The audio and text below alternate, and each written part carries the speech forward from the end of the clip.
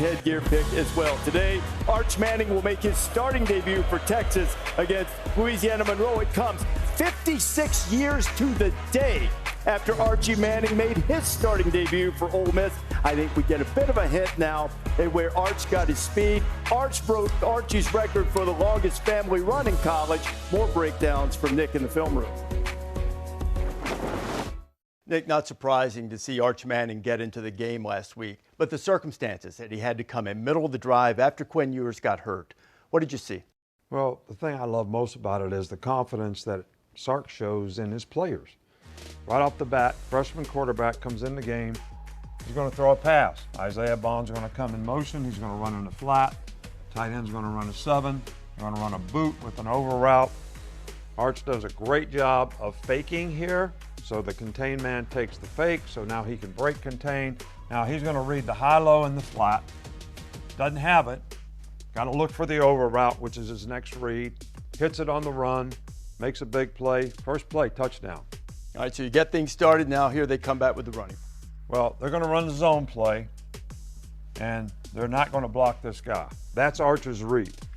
He, again, does a great job of faking the ball. 8 chases a dive, so he pulls it, which is his read. Now he shows really good athleticism, kind of like his grandfather Arch, in making this guy miss right here. And then he's going to show really good speed and outrunning a whole bunch of folks to get to the end zone. So in the first 3 plays he's in the game, they scored touchdowns on 2 of them. And you've mentioned 2 really good reads.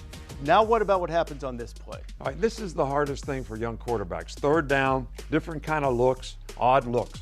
So they're in 5-man protection here, which means these 5 guys are going to block some combination of 5 guys on defense.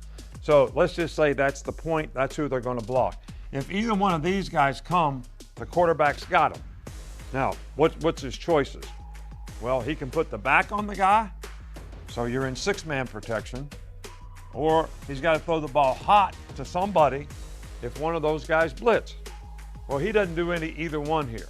So what's he got to do? Got to see the blitz coming, got to throw it hot. They can only block 5. He doesn't do either one, so he gets his ass knocked off.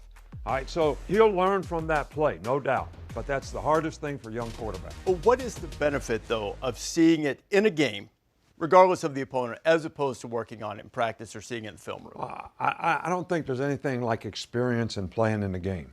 So he's going to learn from every one of these mistakes that he makes in practice, but he's also going to learn more when it happens in a game. We'll see how much he's learned as Arch Manning makes his first start for the Longhorns today. In the meantime, Quinn Ewers has put up pretty good numbers as well. In fact, he has been among the leading contenders for the Heisman Trophy, according to those who place odds on such things. Quinn Ewers with the abdominal injury. With Pete Thamel, what's the latest on Ewers? How's the recovery going? Well, Reese, I was told just yesterday that Quinn Ewers' injured oblique has improved significantly this week. We'll get a sense early next week of whether he returns to practice. And a week from today, when we're in Tuscaloosa, I have a feeling we'll be playing the will he, won't he game for the Mississippi State game. What these fans want to know is, will he be back for Red River? And the overwhelming expectation is that he will be back in that game, barring any setbacks. One thing Steve Sarkisian has made crystal clear this week is that Quinn Ewers is Texas's quarterback. There is no controversy. I think he heard the Arch hype train coming, and he made it a point to say we have a national championship team, and Quinn is our quarterback.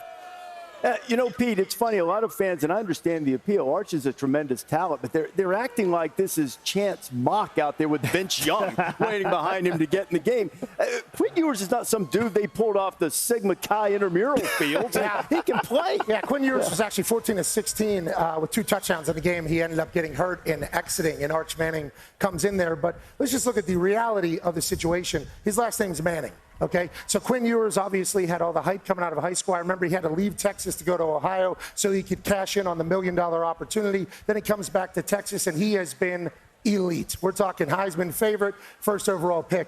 I actually reached out, to the Manning operation to get their take on the entire situation, because the reality is, against this Louisiana-Monroe team, if Arch Manning throws for 5 touchdowns and runs 20 miles an hour plus again today, the fastest Manning in history, there's going to be calls for him to get on the field. The Manning family said, though, no. They are old school. You never lose a job because of an injury. Arch Manning wants to be in the program for 4 years. He wants to develop. There's no rush to get to the NFL. He loves Quinn Ewers, and they know that's going to be a talking point, but they've already tried to kind of settle that before it even gets started. But if you go back to even when Arch was in high school and how they selected a school, you were in the middle of that, this was all intentional. You know, they wanted him a little bit in the shadows. They were comfortable with Quinn being the guy, and they still understand and respect who Quinn is to this team. So it's not shocking to hear that that's how the Mannings feel. In fact, I think you're right. The internet's going to blow up tonight because he is going to go off. But I think Sark got ahead of this. It doesn't matter what Arch does. We're going right back to Quinn Ewers. We're going to go win a national championship. We have huge aspirations for this year. So I love how he got ahead of it instead of waiting till he has a big game and then answering questions on Monday about who you're going to play at quarterback. He's already put that to bed, which I think is great. Yeah, I agree with both of you guys because having been right in the middle of the Manning recruiting, you understand what the dynamics of the family are. And this is a great family. Yeah. And they understand the value of development. Absolutely. And they wanted to make sure Arch went someplace where he was going to have the best chance to develop and in the end be the best player. Not worry about how much he played when he was a freshman 100%. or a sophomore, but how was he going to develop to be a great player? And he is doing that. And Texas has two very good quarterbacks, which is a real good problem to have. Yeah, that's a great point. I tell you what, the timing of the injury to Quinn Ewers could not happen at a better time for Texas, because now they get a chance as a staff to look at what the future is going to look like. When you have Arch Manning now preparing for a whole week as the starter, meaning he gets to take the reps with the number ones. He gets to lead the meetings. You're going to see how is his field generalship? How is his teammates responding to him? So this is a great opportunity, not only for Arch Manning, but for the whole staff to say, okay, this is what our future looks like beyond Quinn Ewers. Yeah. You know, this kind of goes hand in hand with the Jalen Hurts-Tua situation we have. Absolutely. You know, Jalen was 26-2 as a starter, but we played Tua as much as we could because we knew there was going to be a time when he was going to need to go in the game and win the game when Jalen Hurts wasn't available or wasn't able to. I assume Jalen and Tua had a good relationship because what I'm hearing is Arch and Quinn have a great relationship as well, and it's all on purpose. And think about this. This is not a situation. Think about what's going on with Michigan and Auburn. They're trying to find a quarterback right now. They're going to the other guy to try to find an answer. Think about A&M. Marcel Reed came in. He fits better in Colin Klein's scheme. That's a very unique situation. Here's a guy who got hurt. Superstar who's going to has a great future, steps in, is going to do a nice job. We go right back to the injured player. That's Texas. That's a great luxury to have. Texas football. But if you bring the leadership group on your team into a meeting and say, who do you think should be the quarterback?